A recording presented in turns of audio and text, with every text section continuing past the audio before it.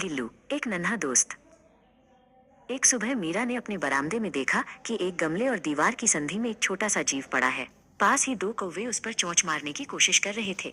वो एक नन्हा गिलहरी का बच्चा था जो शायद अपने घोंसले से गिर गया था और अब असहाय था।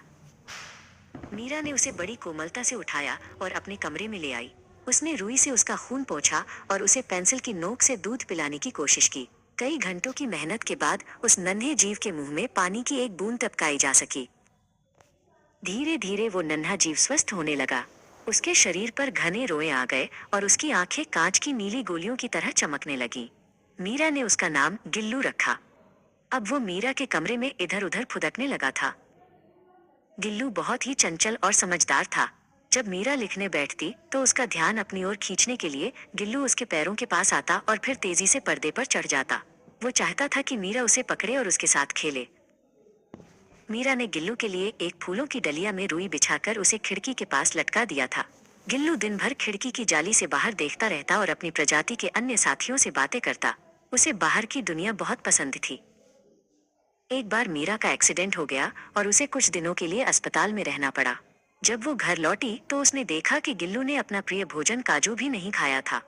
वो बिस्तर पर मीरा के सिरहाने बैठा रहता और अपने नन्हे पंजों से उसके बाल सहलाता। गिल्लू की अपनी थाली में खाने की आदत बहुत अनोखी थी। वो मीरा की थाली के पास बैठ जाता और बड़ी सफाई से चावल का एक एक दाना उठाकर खाता। उसका प्रिय भोजन काजू था और वो उसे बड़ी फुर्ती से कुतरता था। समय पंख लगाकर उड़ गया और 2 साल बीत गए। गिलहरियों के जीवन की अवधि इससे ज्यादा नहीं होती।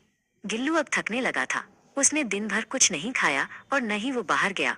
उसकी आंखों की चमक भी फीकी पड़ने लगी थी। उस ठंडी रात में गिल्लू अपने झूले से उतरकर मीरा के पास आया और उसकी उंगली पकड़ ली।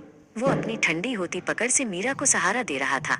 सुबह की पहली किरण के साथ ही गिल्लू ने अपनी आंखें हमेशा के लिए मूंद ली। मीरा ने गिल्लू को उसी सोनजूही की लता के नीचे समाधि दी जहां वो अक्सर खेला करता था।